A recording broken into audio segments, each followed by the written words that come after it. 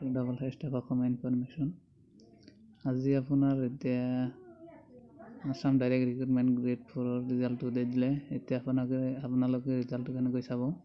আপোনালোকে গুগলত চাৰ্চ কৰিব, SEVA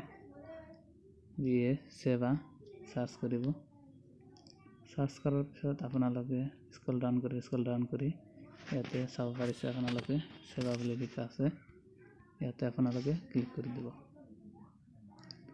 ইয়াতে ক্লিক কৰি দিয়াৰ পিছত আপোনালোকৰ তাত এনেকুৱা ধৰণৰ ইণ্টাৰফেচ হ'ব। ইয়াতে আপোনালোকে চাব পাৰিছে যে পেপাৰ 1 ইয়াতে ক্লাছ 10 অৰ ইকুইভেলেণ্ট এক্সামিনেশ্যন পাছ, যিসকলে ক্লাছ 10 পাছ কৰিছে সেইসকলৰ কাৰণে ইয়াতে তলত লিংক দিয়া আছে। ইয়াতে আপোনালোকে ক্লিক কৰিব আৰু পেপাৰ 2 ইয়াতে আপোনালোকে ৰিড আপ টু ক্লাছ 8 লৈকে যিসকলে পঢ়িছে সেইসকলৰ কাৰণে লিংক ইয়াতে দিয়া আছে।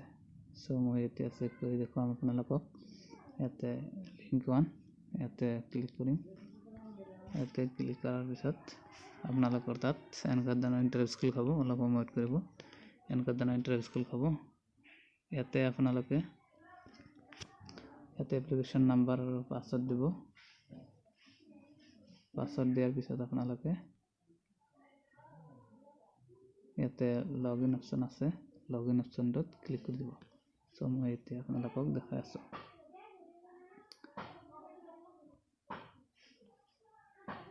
পাছৱৰ্ডটো দি আছোঁ।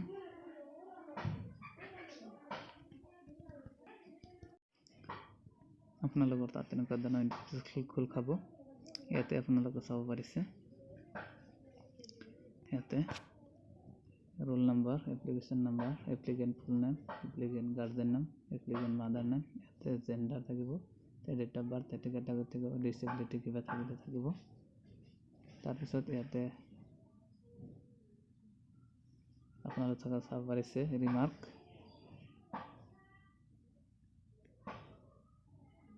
ৰিমাৰ্কটোত আপোনালোকে চাব পাৰিছে